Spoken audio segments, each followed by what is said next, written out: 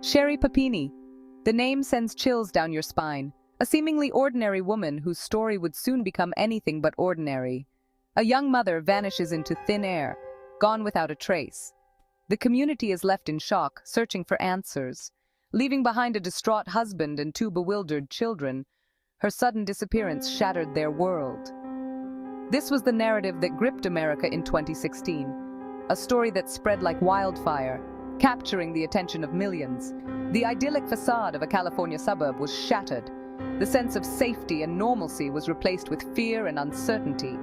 Papini's tale was every parent's worst nightmare, snatched while jogging, held captive for weeks, tortured, starved. The details were harrowing. Her story, recounted through tearful reunions and whispered accounts of horror, tugged at heartstrings. Donations poured in, vigils were held, hope flickered. The community rallied together, united in their desire to see her safely returned. Could this mother be reunited with her family? The question lingered in the air, heavy with emotion. Could this nightmare have a happy ending? The nation dared to hope, clinging to the possibility of a miracle. The nation held its breath, waiting for answers. Investigators worked tirelessly, piecing together the puzzle of her disappearance. But the truth, as it so often does, proved far more sinister. The revelations that followed would shock everyone. The woman who once captivated a nation with her tale of survival would soon become a symbol of deceit, her actions casting a dark shadow over the entire saga. Her name, once associated with hope and resilience, would forever be etched in the annals of true crime infamy, a cautionary tale for the ages. Weeks turned into months, each day stretching endlessly as hope began to wane. The search for Sherri Papini continued tirelessly, but the trail ran cold, leaving investigators frustrated and the community on edge. Then, on Thanksgiving Day, a miracle occurred. Sherri reappeared seemingly out of nowhere, bringing a wave of relief and joy. Emaciated, bruised, her hair haphazardly chopped, she recounted a harrowing tale of abduction and abuse at the hands of two Hispanic women, a story that sent chills down the spine of the nation. The nation breathed a collective sigh of relief, believing that justice would soon be served and the perpetrators brought to account. But something wasn't right. As the investigation deepened, cracks began to appear in Papini's story.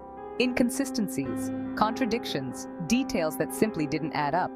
The more the investigators dug, the more the pieces of the puzzle refused to fit together. The pieces of the puzzle simply didn't fit, and the story began to unravel in the most unexpected ways. The truth, when it finally emerged, was shocking beyond belief. It was a revelation that no one saw coming. Sherri Papini had not been abducted. She had staged the entire ordeal, weaving a web of lies to cover up her elaborate scheme. She had concocted a story of Hispanic assailants to mask the truth. She had spent those missing weeks with an ex-boyfriend, hiding from the life she had left behind. The revelation sent shockwaves across the nation. Disbelief, anger, betrayal. The emotions ran high as the truth came to light. How could someone fabricate such a cruel hoax? How could a mother, a wife, deceive everyone who cared about her? The nation grappled with these questions as Sherri faced the consequences of her actions. The betrayal was deep, and the wounds would take time to heal. How could she exploit the very fears that keep parents up at night, the fears that haunt every family? The answer, it seemed, lay in the twisted depths of her own psyche, a place where reality and deception intertwined in a dark and disturbing dance. The Sherri Papini case wasn't just a crime story. It was a cultural phenomenon that gripped the nation. It tapped into our deepest fears about safety, about vulnerability, about the monsters that lurk in the shadows, waiting to pounce.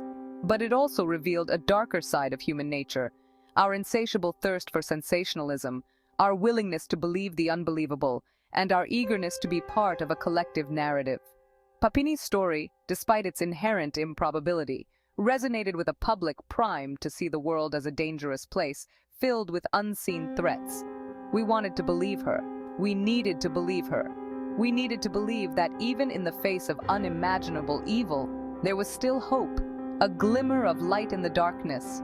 But in doing so, we ignored the red flags, the inconsistencies, the nagging feeling that something wasn't quite right. Why did we do this? Perhaps it was the way she played the victim, her tears seeming to flow on command, her distress palpable and convincing. Or maybe it was the way her story confirmed our existing biases, fitting neatly into our preconceived notions of good and evil.